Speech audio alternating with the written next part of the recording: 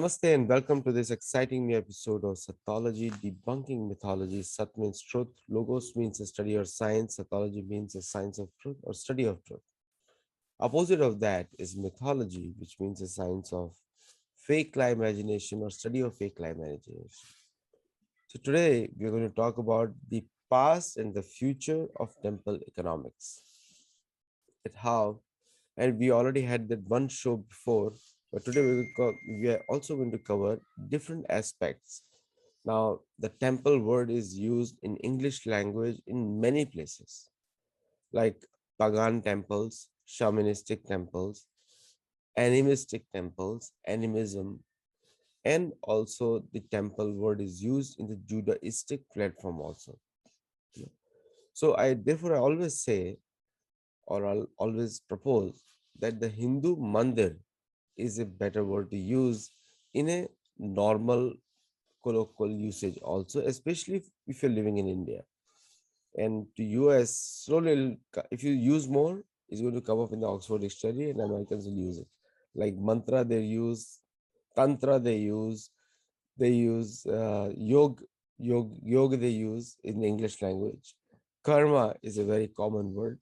The more you use it, more it comes into the Oxford Dictionary. So without delay, let us welcome a very good friend and very good author and writer, Sri Sandeep Singh. Namaste. Thank you for hosting me again. Thank you. So Sandeep ji, this is the temple economics we already covered that how important it is for the society. But one aspect we want to touch upon in the temple economics for the future. So what do you think that because Modi ji has done a wonderful work, everyone is impressed with what India has achieved in last 7 years. But how can it become more institutionalized? Because there is always a fear that when the government changes, if government changes, it's a democracy, anything can happen, then all these changes can be reversed. See, I think he's smart enough as a prime minister to have taken proper safeguards when he's bringing these changes. So in that case, I'm quite sure that a lot of changes that he has done are irreversible, and people are aware of it. And it won't be that easy for other political parties to come and change whatever good he has done. Uh, People will protest, people will speak. This is the days of social media. People are going to speak. And more importantly, I don't think out of power, at least for next 10, 20 years, because we don't see opposition, even we don't have a strong opposition, forget replacing this government. So on those counts, I'm quite comfortable that things will not change. So one, the government is not going away, and second, everything can't be reversed. I'm sure this current government has taken enough precautions and enough care in the constitution. So thank you so much for sharing that. That a lot of fear mongering goes on. What happens if Modi government goes? The second is the temples. When you talk about the temples in India, Uttarakhand is one example. Still, in a lot of temples under government control, a lot of protests also. And the secondly, we see in the temples, the most of the ASI, majority of them, ASI control, ASI does fabulous work. I must say, many temples have been restored, but no worship is allowed after that. And then once they restore it, so it practically goes away. Whether ASI is maintaining it or Alex Cunningham is maintaining it, who is the founder of the ASI, it's the same thing. What happened? And if you look at the Kashmir, a lot of beautiful temples we have covered of Durga in many of our shows. Also, I have seen it, and but there is no claim by the India to restore similar temples in other countries like Europe. Europe has ancient Hindu temples, Sarai Kali in southern France. Romani people have their temples, but India has not spoken for any one of them. And I went to Europe first before I come to Pakistan. So please share your views. Okay, I guess there are three questions that you have asked. One is temple control, the way it is happening. The second is ASI, and third, temples outside India. So the first, as far as the government interference in temple goes, I firmly believe that government has no business to be in the business of managing temples. They should be out of it. And I, more than the temple, I also believe that the common man and the pujaris are equally responsible. As you all know, that I am writing a book. In most of the cases, it's the pujaris or the people related to the temple who has gone to the court, taking their issues. And the moment you land up at the court, you are opening a Pandora's box, and actually you are inviting government to take over the temple. And that has been the big bane of Hindu society. They don't realize the repercussions. And for trivial things, people have been fighting and going to the court. So, in a way, the pujaris and the Hindu society have invited the government to get in the temple. The second argument that comes is that if we'll hand over to the temple to the common man, then who will manage it? How will it be managed? There will be corruption. So my view is that the government should be bothered about it. That the how temple is being managed. Government is not bothered about how the mosques are being managed. Government is not bothered about how the churches are being managed. Forget that. In that case, the government should come and manage my household expenses also. If I'm not able to manage, should government take it over, start managing it for me? So that is one of the stupid argument. And the second part is that a lot of Hindus start saying that, if mandir is handed over, there will be corruption. So corruption happens. So what? If there will be a corruption at temple, it won't function properly. Devotees will stop going to the temple. So it's a sampradaya. Then the people, common man, will have to wake up, stand up, and take up the responsibility. And in the past, we have enough examples where common man has stood up uh, for their own temple. Tarkeshwar temple, if I recall correctly, had an issue. The common man stood for it, and they took over the temple from the mahant who was doing illegal work or not doing the proper work. So government should get out of it. Common man is smart enough, intelligent enough to figure it out. And if you look around, lot of temples have lost their importance over a period of time. And that is essentially because if it is not being managed properly by the pujaris or the mahants who are in charge of it, people will stop going to that temple. That is where the sampradaya comes into the play. And each sampradaya wants to have their own say, their importance. And then the people from sampradaya will come and put pressure on the mahant to manage the temples properly. So this argument of the government that what will happen to the temple, who will manage, there will be corruption, again is a total buncombe. Uh, it's not applicable in in any format. It's not acceptable. Uh, Second question that you had asked about the ASI and the way they're managing temple. So initially, handing over temples to ASI in a way was a way to keep Hindus away from their temples. Because the moment it goes to the Archaeological Survey of India, it will never be renovated because they've hardly renovated any temple. Uh, the way you look, the makbaras and the kabristans are being decorated with light and all everywhere. So that was not there on their priority list. And the second, the moment it goes to in the hands of archaeological survey, they stop people from going there and worshipping. Now we have Brihadeshwara temple, 1,000-year-old temple. People go and worship there. Nothing wrong has happened to the temple. And there are many temples. I'm just giving you one example. There are many temples which are functional. So archaeological service job should be to restore the temple on a priority basis and hand it over to the pujaris to start the puja there. And again, maybe we'll have to start a movement. So Hindus are fighting for the temples. Normally Hindus are fighting anyway on too many fronts, and so that is where the issue comes, is that what to take up, on what issue there should be focus on. And that's why there is a distracted attention, but on everything the attention is there. So once we start taking control of our temples, and the good part is that today's Hindus have started talking about it. Today, class 10 student is more informed about the Hindu cause than I was after finishing my post-graduation. And I see that is one of the biggest changes. And shows like yours have contributed immensely to that. Now, talking about the third question that you asked about the temples which are outside India. They can be broadly classified. I'll put it in a three or four categories. One could be what is the Akhand Bharat, Afghanistan to say Burma, Malaysia, Sri Lanka, whatever temples were there, and some Hindus are there. Then comes the bigger South Asia part up to Cambodia and all. If you look at it, Vietnam and all those areas, and then moving to Europe and America, those parts. How do we manage it? So the one part that is started happening is that India Pride project where they're getting back the murtis which were stolen from India. Now, second, I think there will be a lot of people. I think a lot of Hindus are present across the world nowadays. They can take up those initiatives. Indian government has to take up this initiative by default. Our embassies need to be more active. They need to be fine tuned to think about temples.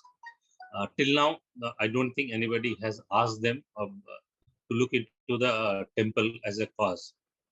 So again, we'll have to nudge the government that foreign services should be bothered about looking at the temples which are in other countries.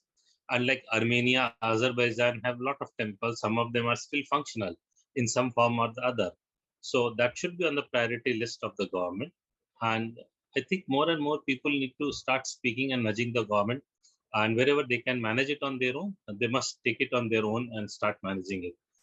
People to people contact will be of great help, I believe. Uh, in every country, you will have people who will love to manage temples, even if there are not many Hindus. We can talk to other people and initiate them uh, to look after our temples. So that is again a larger Hindu society's cause that Hindu society will have to wake up. We can't leave everything on the government. Well put it, very well put it in 3 points. It's good enough a pointer. And your book is what is the title of your book, which is going to come? Temple economics. Oh, As of now, there's a more to the title, but I'm keeping it secret till it's ready for the release. I You'll be also happy with the title. I Rest also do the assured. same thing. I also do the same thing. Yeah, Until it is released, nobody knows. Sometimes even yeah, I do not know the last moment. yeah. So no, I have planned what should be the title. I've got the cover page done, but the working title is Temple Economics, and that's what I'm telling everyone. Do you have it handy right now to show on the screen or no? The cover No, no, page. no, no, no, no. Okay, that's we'll, another way we'll of do one asking book you. release. We'll do one book release for Sattology. Let it get ready. Okay. Okay, I'll definitely get that book. I was recently in Jagannath Puri Mandir, and the government has done a fabulous work there. But the income of the priests has decreased, like just 15,000 rupees a month.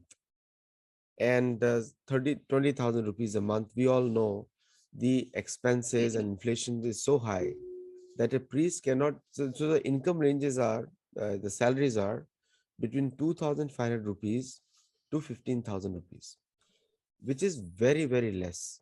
And the board has some non Hindu people also, which should not be there. Or there should be a law of reciprocity. If a Muslim is appointed to any temple, then Hindus should be on all the mosques and madrasas also, like managing as a managing them. Now, there is no, the minority appeasement in India is very different than minority majority definitions of the West. Majority and minority definitions of the West is based on the race. If you apply the same principles of race, then India has no majority, no minority, because race is the same, DNA is the same.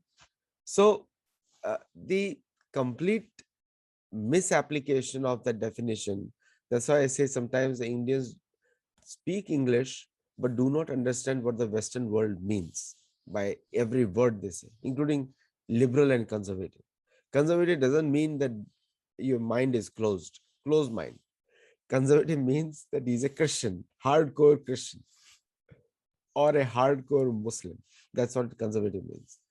And liberal means who doesn't believe in church or the mosque. That's a liberal guy. They're like ex-Muslims of USA or a Democrat Party. They just don't believe in church. Many of them, actually, they do believe, but they don't want to say it. And they are the ones who run the maximum evangelical mission. So, what is your view on this? See, it should be managed by Hindus, period. There should be no question, and I'm not getting into whether Hindus should be on the board of mosque or church. The funda is that it's a Hindu temple, Hindu mandir, and Hindu people should manage it very plain and simple. Uh, if someone is so much of interested in being on the board of Hindu, despite being a Christian or Muslim, he should happily convert to Hinduism. You know, so that should be the law. If you want, okay, you are most welcome. You convert and be on the board. So that's how it should be done. Regarding the salary part of the pujaris, which is very low, which is pathetic. Some places in Tamil Nadu they give 100 rupees, and they are not giving even that 100 rupees, which is sanctioned by the government. So yes, matlab that there are different ways how to kill Hinduism or Hindutva, as we say. So there are two ways again. Matlab, one, the government should be out of the temple, so that will improve, and people should stop putting money in the hundi, which is kept there, and they should simply hand it over to the pujaris there in their hand. You'll be surprised that our courts are not much bothered about how Rohingyas should enter or Bangladeshis and how long they should stay. But in some of the temples, by court order, they have got a camera which monitors the hundi. It's quite unbelievable that how much money can somebody put in a hundi, that we have people running away from the country, making billions of dollars from our banks, nationalized banks. They take loan and run away, and we have cases dime a dozen. We have Rohingyas and Bangladeshis entering in India, and there's a crores of them are in India, and the government says you can't throw them out. The court says, and we happy, while we have cameras monitoring uh, the hundi. In some mandirs, you'll be shocked that they have a specifically a sentry has been appointed, chowkidar has been appointed to monitor that every penny gets into the uh, hundi. I wish they could put such monitoring on the Pakistan border, or on a China border if courts can be so proactive in this country. So, and again, all said and done, it comes back to the Hindu society. Now we have started talking about it. For so long, we have been sleeping. We shouldn't let them enter the temple. It should be simple as that. They should not be allowed to put a one step a government employee as a government employee. He should not be allowed to put even a single step inside the temple premise. Just throw him out. The whole community should stand to guard their own mandir. And if you have not been able to do it, then it's our fault. We have allowed government to do it. You'll be surprised to know when 1854, the first time that notification came to manage the religious centers, it was for Muslims and Hindus both, and not for Christians, obviously, because it was being introduced by the British government. And Muslims protested, and they protested hard enough that government withdrew that law that should be, and now they said the law will only be applicable to Hindus. And Hindus were very happy because they had a lot of fight within themselves, and they wanted the Britishers to manage the temple. You know, so so it's we who are the responsible people as a Hindu, as a larger society, that was invited government to get into our temple. And once you allowed them in one temple, then one after the another.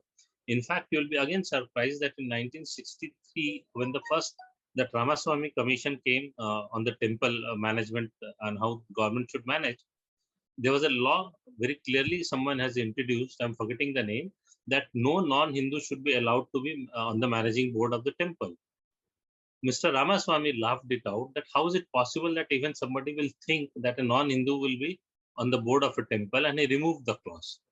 And today we see that non-Hindus being appointed. So one is that our forefathers were very innocent people. They couldn't figure out how cunning people will come and how degraded few Hindus will become, because they're the Hindus who are doing this thing and who are putting, for pure political reasons, putting Muslims and Christians on the Hindu temple board. So most of the mismanagement or the government interference in the temple is doing of our ancestors, our Hindus. So we can't deny that. Now it's our responsibility to become vocal, speak on a larger, huge voice, come on the road if required, protest, uh, file cases, do all kind of possible thing. And as I said, it's the Satyagraha. Just don't let the government employee put a step in a temple. That's the only way to get back our temples. And I think one of the best thing that happened was in this Diwali, because everybody went berserk bursting crackers just because the court had said no. Because that is where the Satyagraha starts. Now we have started saying enough, you know. Now our backs are on the wall and they will be pushed back if you're going to push us further back. Yeah, I think Supreme Court, lost the respect of the people because of Yes. continuous anti-Hindu statements and guidance. They're not religious guidance. Yeah. What happens? A hypothetical question: if all the sampradayas of India start forming an opinion on every single judgment of Supreme Court, then what happens? Because they are authorized to do that by Yeah. Shastra. Sampradayas are authorized to take the decision. And it will happen. If they don't learn their lesson from what has happened in this Diwali, it is going to happen. Because this Diwali, if you look, people across the country have burst crackers. Delhi, they had, they're tweeting that they have arrested somebody who has firecrackers worth 1,500 rupees. Imagine the guy would be going home on a Diwali day. Kids will be waiting home that Papa will come or Dad will come home, and he has been arrested. For what? Because he was carrying firecrackers for 1,500 rupees. Look, but if we'll not celebrate Diwali with firecrackers in India, then where are you going to celebrate? So there is going to be pushback. The faster the code, the faster the government understands this, the better for them. That's how I'll put it.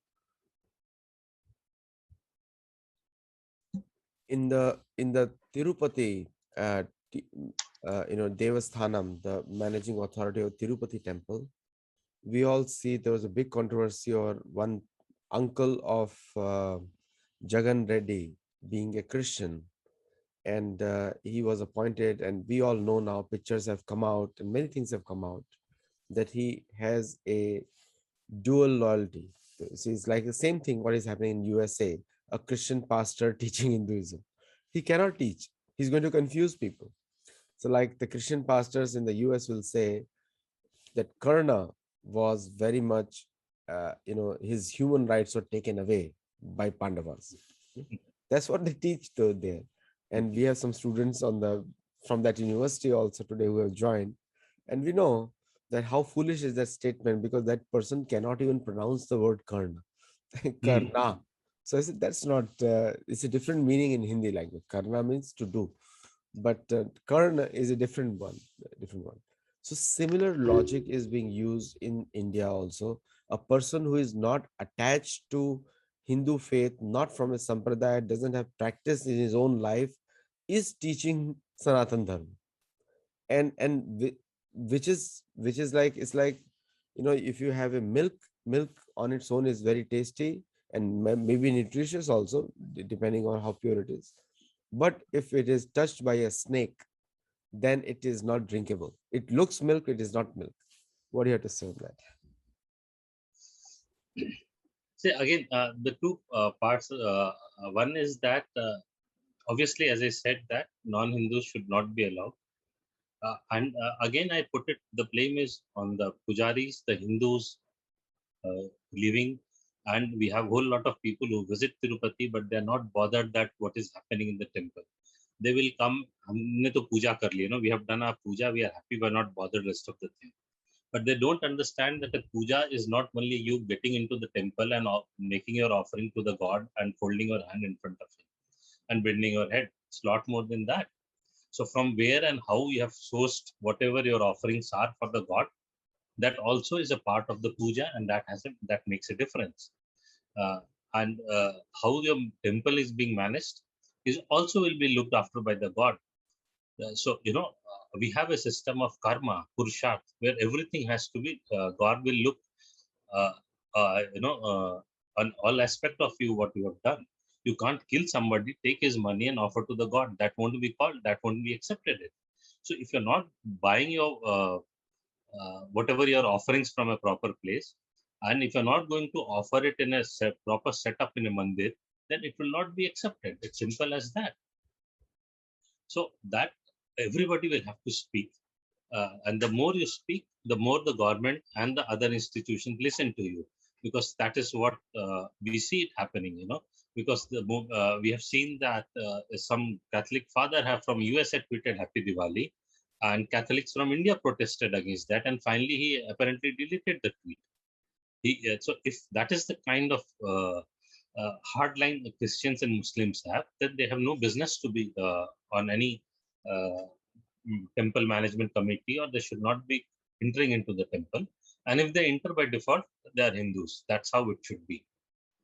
And regarding what they are teaching about Karna and everything, so we have got so many fake stories floating. People don't bother to read. So that whole episode is not there where Draupadi calls him a Sudputra. It is not there. The other thing they keep talking about is the Eklavya being a poor tribal boy. So nobody has read it. Eklavya's father was Senapati, or the what you call it, general of Jarasandh. He was not a poor guy. So, just because we don't study our scriptures, people come, fool us, and we start believing that what they are saying is true. We don't know Sanskrit, we haven't read our scriptures, so we can't go back and argue also. So, I think we are in a stage today where we have started learning this, started dealing with others. So, more and more Hindus are getting aware of these facts. You have been doing a good work on this front. So, once we'll reach a critical mass, I hope very soon, and we'll be able to take this guy's head on. No, the biggest definition problem is there in Hindutva or Sanatan Dharma. So Sanatan Dharma is both a culture as well as a religion, in the sense that we have removed, I don't know why we, and it was purposely done, that the religion has to word separated from Hindu, because then there are no rights come to them. Like in the Correct? US also, Hindu themselves are a big mistake, because when you talk about Pancharatra, Upanishad, Gita, these are instructions. So that means the Gita itself makes it a religious thing. So we have both things. So, like if you are speaking English, we have to really understand what they mean by English also, what they're using the words. When you say we are a way of life, practically you're saying that we can follow Islam, but we can still remain Hindu. It's not true, Yeah. because once you go to Muslim, then you are a kafir. If you don't do it, it's called mushrik. I don't know what they call it. It's specific Urdu word they use. Hmm. But the so how important is this aspect of changing the definition of Hindutva in the world? I guess again, as I said, that people have realized it. I see from last few years they have been talking about it. There are more books being written on it, and suddenly, like I remember that we are confused between terrorist and militant, refugee and migrant. And I remember when one of the book release function I said, then suddenly people started talking. So I picked it up from Jammu Kashmir Study Center's project, but then it was not in public domain. But when I said, suddenly I saw started everybody, the moment a newspaper will call a terrorist as a militant, people will start making noise about it, commenting that no, he is a terrorist, not a militant. So the more we bring such things into the common man's knowledge, the more common man will start speaking to it. And there are more and more people who have taken this up. I have seen at least 4 or 5 books on this subject, and various people are writing about it. I see it on social media, people mentioning the difference of the words. In fact, then again on movies, how they've been misusing the words like kafir and all, and suddenly a whole lot of people are aware of it. So I think that awareness creation is happening, which was not there. And again, as I said earlier also, we are reaching towards a critical mass and a momentum when things will explode. And the way it happened in Diwali, it will happen in literature, it will happen for words. We'll start using and dictating which word should be used. We'll do it, it will happen. Nick, now, corruption is common in all the religious institutions of the world. The biggest corrupt organization, according to me, is in purpose and working is Vatican. Biggest. And the second is the big mosques. Now, most of the mosques in the Middle East are controlled by their governments. Because the reason is they control it, because if they do not control it, they lose the money of tourism which comes over there. And so it's a major source of income. And the mosque, you can build anywhere and you can demolish anywhere. That is, it's just a place of worship. It is not a, like, it's not a person who lives there. Like in the Hindu culture, the deity is a person. The very good example is Padmanabh Swami Mandir. Martanda Varma dedicated his entire kingdom to Padmanabh Swami, and he became the servant of the deity as a prime minister, even though he was actually the king. And he used his temple wealth to fight against the militaries attacking the Dutch military fought against, and he defeated them. Then he made alliance with them, defeated Portuguese, made alliance with Portuguese, and his descendants continue till date opposing all these things. Now, this is a history how the temples have been very strongly used in the enhancement of the culture. Corruption will always be there. There are ways to remove corruption, but in the best organized religious institutions, there will be corruption. It's a common thing. Now, just for the reason of corruption, to remove corruption or to control corruption, you occupy the temple property, it goes against the religious human rights of the people who follow the faith. Like, for example, in Sabrimala Mandir, Sabrimala Mandir has a tradition. Like the deity over there is a brahmachari, and that is a culture they have maintained over there. What do you have to say on that? A lot of See, controversy was created over there in that. yeah. So again, the two, three things that you raised. One is the corruption. So I'll say that in our mandirs, there was hardly any corruption. You talked about Martand Varma. I'll give you a very interesting example. That before Martand Varma and much before Martand Varma, the king of Puri had gifted all his kingdom to Bhagwan Jagannath. And he used to work as his representative. And that is where the tradition began that he'll come and wipe the Jagannath Rath, when it starts on the Rath Yatra. Because he says that I'm the Sevak. So he had done it almost few 1,000 years odd back. And again, why the corruption was not there? Because in our mandirs, we had a very interesting practice, which is still implemented in many temples across the country. You'll be surprised that once in a year in Jagannath Puri, Bhagwan Jagannath has an accountant who goes, and there is another god who stays outside the mandir. And once in a year, he goes there and he reads out all the balance sheet of the temple to him, and the public comes and listens to all the statement. So now, since the government has taken over, before that Britishers had taken over, so they don't have the account, but still that practice is followed, and they read out a 200-year-old statement was they had. So religiously, that practice is followed, and not only in Jagannath Puri, this practice is followed in almost all old temples across the country. So we have examples where pujaris had sold off their jewelries, sold off their money to maintain temples during the time of famine, drought, and flood. Our pujaris have given up their life to save idols, the murtis, and the temple. So our pujaris were very honest until the political interference started. And once the politicians will go out, I'm sure our politicians will be back. And the third part was that playing with the rituals. So that, as we have been talking about, so there was a huge protest in Sabrimala. We saw on Jalikutti, the government had to step back, the courts had to step back. Diwali, we have seen what has happened. So I'm sure better sense will prevail both in the government and in the courts, that they don't need to get between the rituals. And yes, you rightly said that calling it a way of life was a well planned strategy to finish off Hindutva. They don't realize that we are going to be here. Many people have come and gone. We have remained here, and we are not going anywhere. Whatever words play you do, you might fool us for 50 years, 60 years with your word play, but we've been here for 10,000 odd years, or maybe 25,000 years, and that 50, 60 years will at most make a dot if I plot a graph of that long period. And so, in a long civilization, this kind of things will happen. Like in our life cycle, if you see, sometime we go in a lull period or an organization, and they come back. And now Hindus are coming back, as I see it, more forcefully. I'm sure you would have heard of that. In Indonesia, the queen daughter came back to Hindu fold with 30,000 people. So this is happening.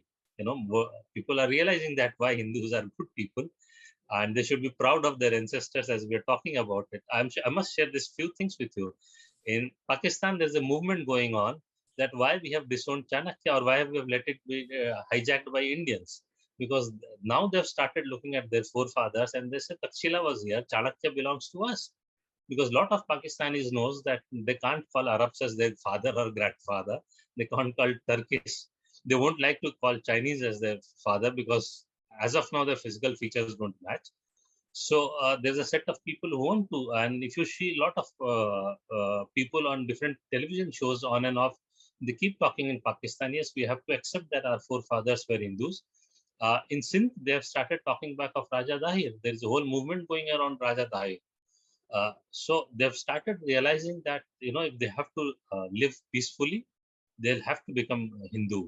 Till they don't come back to Hindu to a fold, neither Pakistan nor Afghanistan will see a peace. Absolutely right. And by the way, for those Pakistanis, if they're watching the show, we have some viewership in Pakistan as well.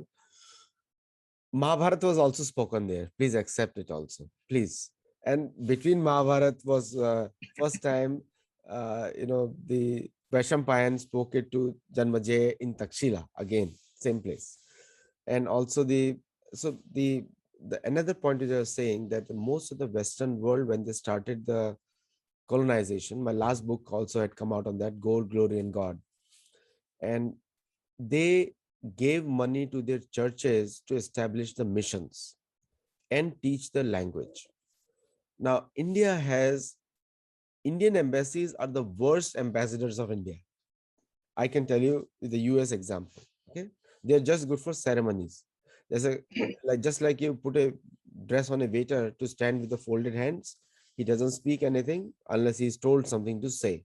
That is the condition of Indian ambassadors.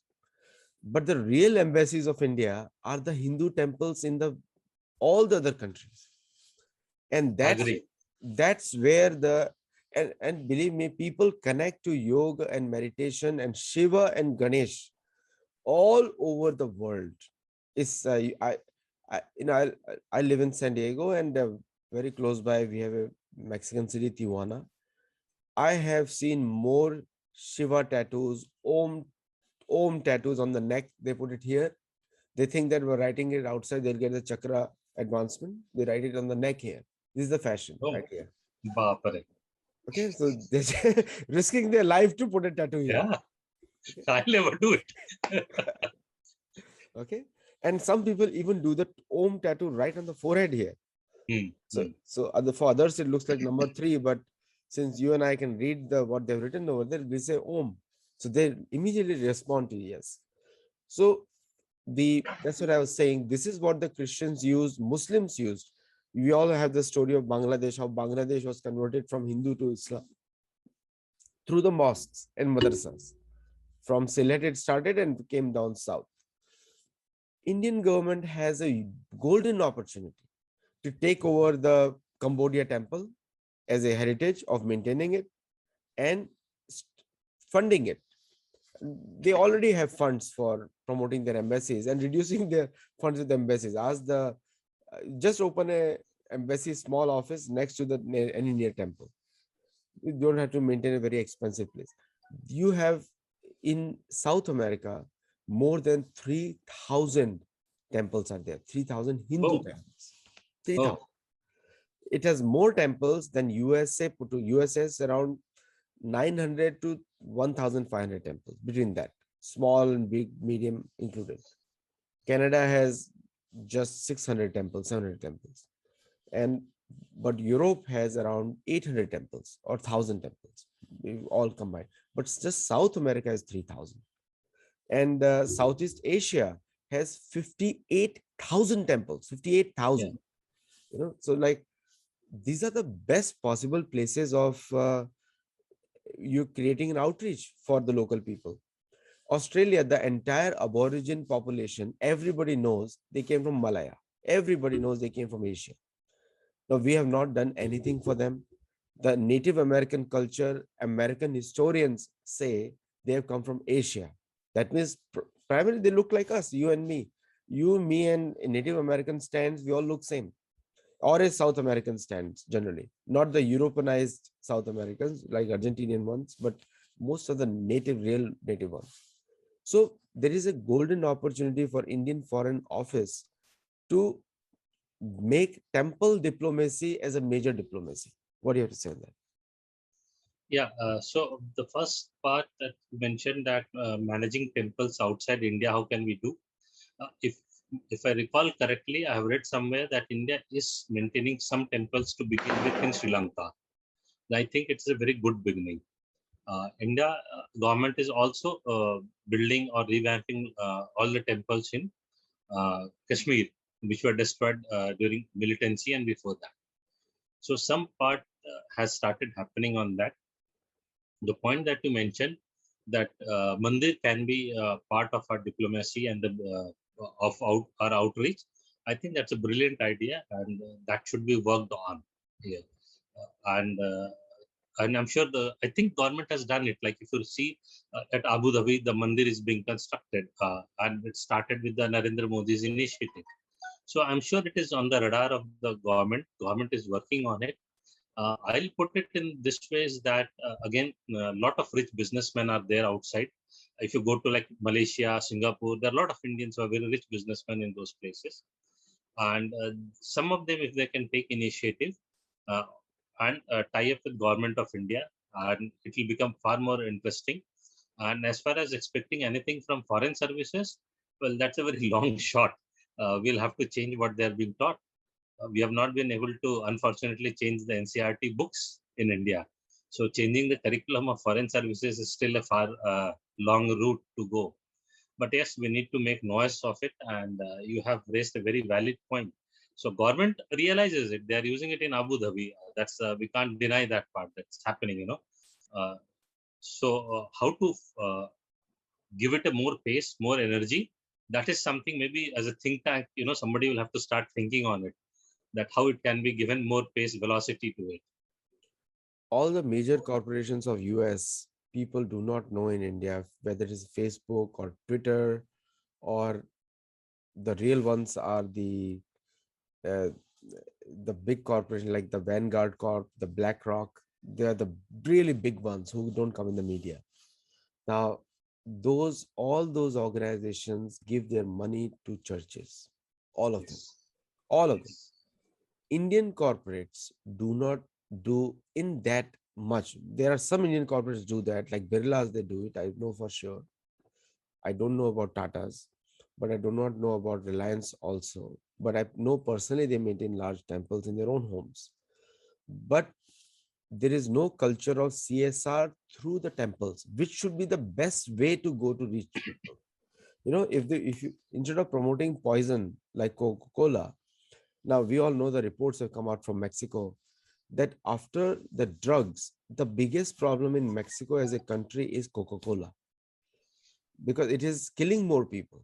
It's all sugar diet. Now we have this is an excellent opportunity. We mentioned about temple economics, excellent opportunities for small and medium sized or large businesses to invest. Like I do that regularly to put in some temple which you own, like not as a own, but you're a regular donor. That CSR initiative going towards the temple is going to help a larger group of people. If you give it to a mosque, it only helps Muslims, not everybody else. They won't fund on Hindus. But if the money goes to a temple, it goes to every section of the society. And Native American sites in the USA and other places, there is a need to adopt Indian temples in India. There are more than 1 million temples, small, big, city-wise, district-wise, large temples. What is your view on that? See, that couple of points in India, people are doing. So TVS Group was doing it, and you'll be shocked. Again, I believe missionary-backed people filed a number of cases on them, that they are taking away murtis from the mandir, and all kind of cases were filed on them. Uh, that's the problem, that how anti-Hindu community gets active to harass the corporates. So that is one example. Then again, there are a lot of groups. I just can't recall the name, but I have a documentation of it, that many of them have built and they still contribute for the temple. The third part is that why Tirupati has a lot of money, and Sarasar, Balaji in Rajasthan.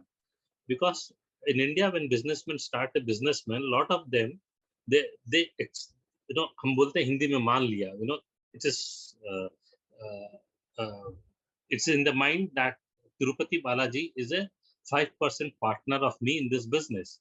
And every year, when the balance sheet is closed, the 5% of their profit, they go and drop it in the hundi of the mandir or in the Salasar Balaji. And that's why those mandirs are so rich. So all that we have to tell this businessman is that instead of putting the money in hundi, which is taken over by the government as not being used for the mandir or for the Hindu, start giving it to the pujaris or start investing directly in a way that which will benefit the mandir, but not should not go to the government. So that awareness is required. And we'll have to take strict measures against these NGOs who come forward to harass the businessmen who are giving money as a part of CSR.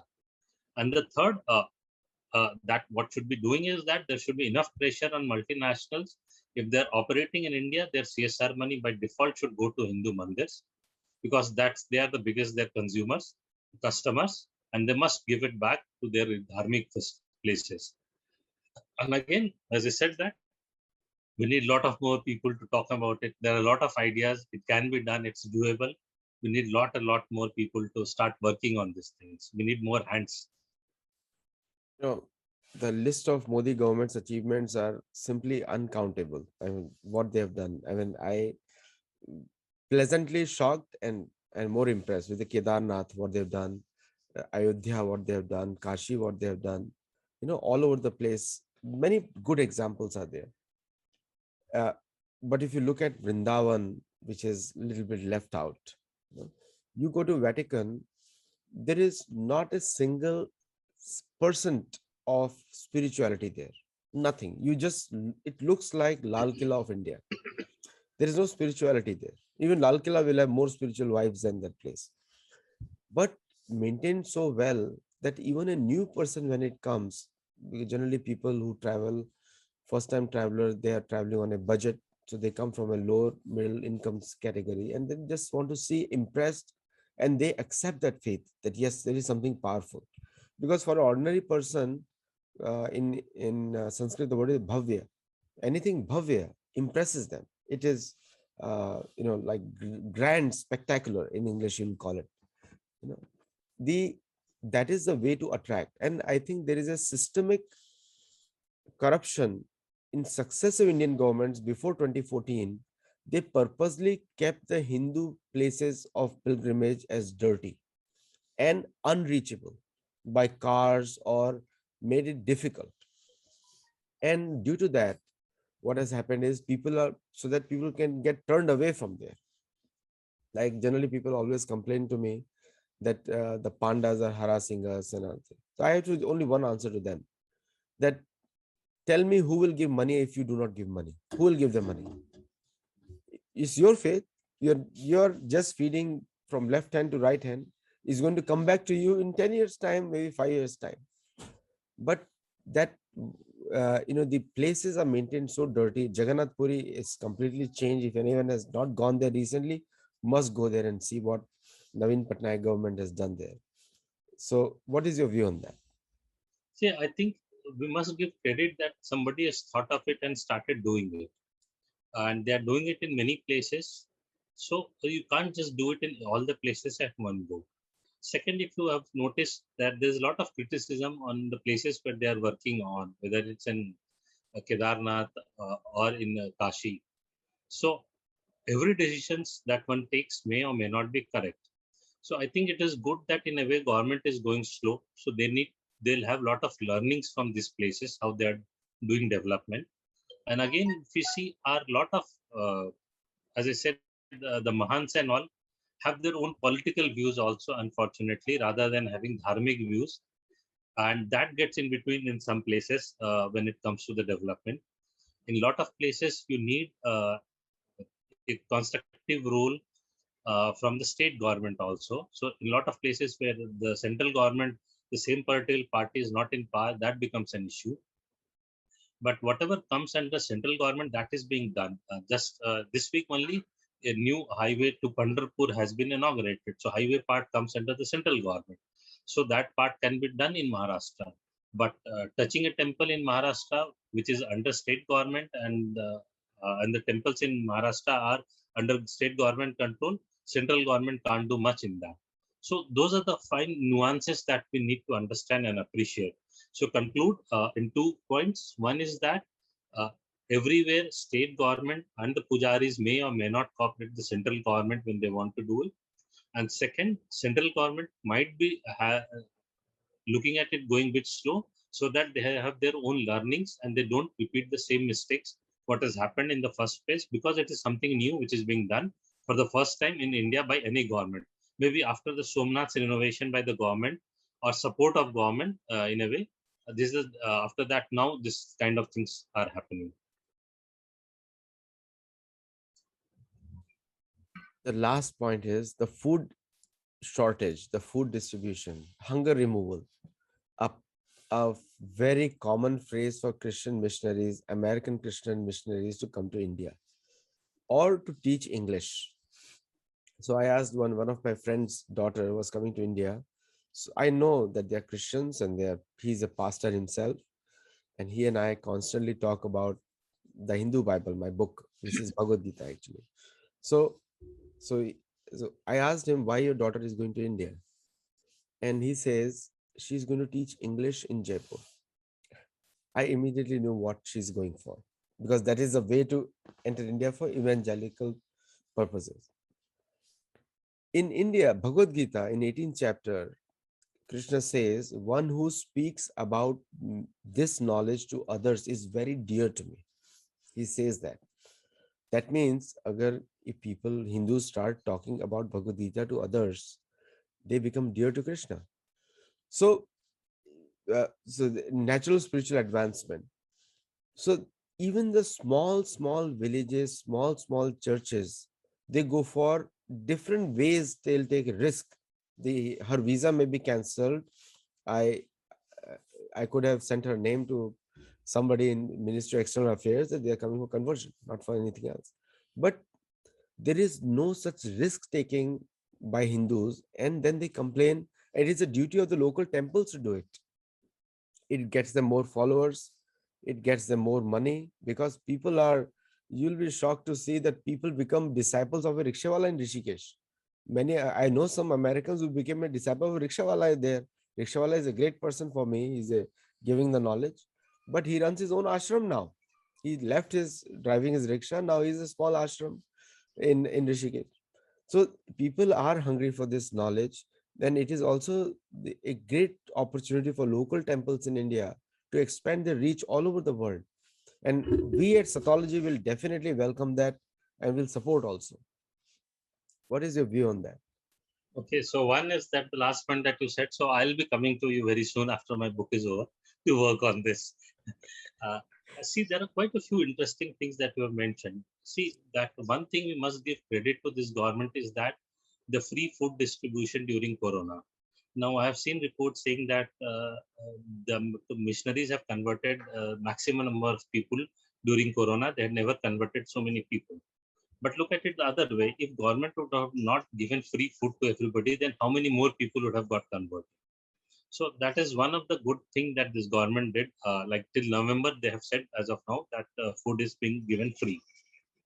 So that saved a lot of people. The second part, as you said, that we have stopped talking in our language. So there is no aspiration left to speak in Sanskrit or in mother tongue in any Bharatiya language. So that has been systematically killed, and we all are responsible for it.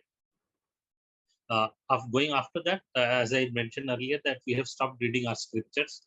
We are very happy reading the junks, the myth makers like Devadat Patnaik, uh, because there was nothing else, and they were promoted consciously by a set of people. That is also true. So all those things have happened. So, but I think we are on a point of return. And why I say so is that, as I said, more young and people are aware of it. I see more number of young people not taking up the job, but working towards spreading the cause of Dharma, reading the books, writing them in English or interpreting them rightly. Uh, the number of YouTube channel, if you see that being run by today's youngsters, number of them are those on the social media, on Twitter and Facebook talking about Hindu cause is amazing. So there's a pushback has started, and all those who have gone will surely come back. They will realize their mistake. All that is that we'll have to give a shout out. So, as they say in Mahabharata, they started the war with the blowing the conch. Panchajanya baja, uske baad yuddha shuru hua. So again, very soon one day will blow, or maybe it has already been blown in 2014. I don't know. That history will tell after 100, 200 years that what was the turning point, or whether it was 2002 Godhra burning of Ram Sevaks. That was the turning point. That history will tell. But I think tide is turning. We saw what has happened in Indonesia. That is happening without anybody going for preaching. But now I think in another couple of years, Hindus will be more in control of what is there in India, or at least they'll have a better understanding how to take charge of what is there in India. And then we'll start getting people, our own Hindus back, doing Ghar Vapsi. And I'm sure we'll be getting others also into the Hindu fold. So the tide has turned. We are on the right path, I believe.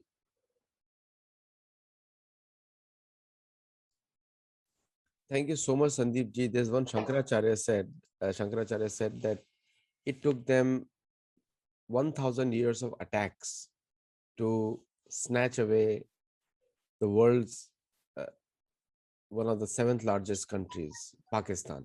1,000 years to snatch away that. And before that, they snatched away Afghanistan also. And before that, they snatched away Persia also, because Persia was also a Zoroastrian Hindu country. Otherwise, why will they run to India if India was not their mother country? All of them ran to India. So, but if Hindus, 10% of Hindus rise up and start questioning and teaching them in the language they can understand, then automatically the reverse will also start. Because if you look at Mahabharat, Yudhishthir says, Narad tells Yudhishthir that you have to use your armies to ensure that Sanatan Dharma is secure in every part of the land where we are ruling. So that's why the border of Bharat from Hastinapur was 800 miles north, Uttar Kuru. Below Uttar Kuru, nobody had the chance, which is Kyrgyzstan area, 40 latitude, 40 latitude, yeah. 40 latitude, you cannot attack off from there to Bharat. Same was with the case with till the Mediterranean Sea. Nobody can attack India from there. That security mindset has to come in. East, they were not bothered. East, they were not bothered because the last king over there, Jarasandh, was already killed. So they were not bothered about the East. But North and West, they controlled, and South, they did not have to bother much because of the ocean. So the same mindset our scriptures tell us, but we are still not making changes in our infrastructure based on what our culture tells us. What do you have to say on that? Then we'll close the session. Yeah, I think government has started realizing that. That's why you see that the border area, the highways, the way they are being built. So that is infrastructure is taking place in the northeast. If you see, the infrastructure is being wrapped up, and they're planning to connect with all the countries. Ahead beyond Indonesia and all by railroad and by road. So that sense is there in this government. The work is on, and I believe that like we read that there is one Hindu priest who has refused to leave Afghanistan, though a lot of other community people came back. He has refused. And if you go in other places also, there is in every country you will find there is one Hindu standing there. So we haven't stopped. Everybody has not left his or her guard. There is somebody or her post. So there is a Hindu manning a post, whether you go to Armenia or Kyrgyzstan or Afghanistan. So we haven't left. Chingari sab jagah hai. If a wind will blow, it will catch the fire and will again take over our places. That's all I keep saying, that, remain healthy. In next 20, 30 years, we'll see a lot of good changes happening. Thank you so much. And Sandeep ji, always a pleasure to talk to you. We'll come up with some Same other here. topic soon and we'll continue this discussion. And viewers, do watch it on YouTube and let us know your feedback. Namaste.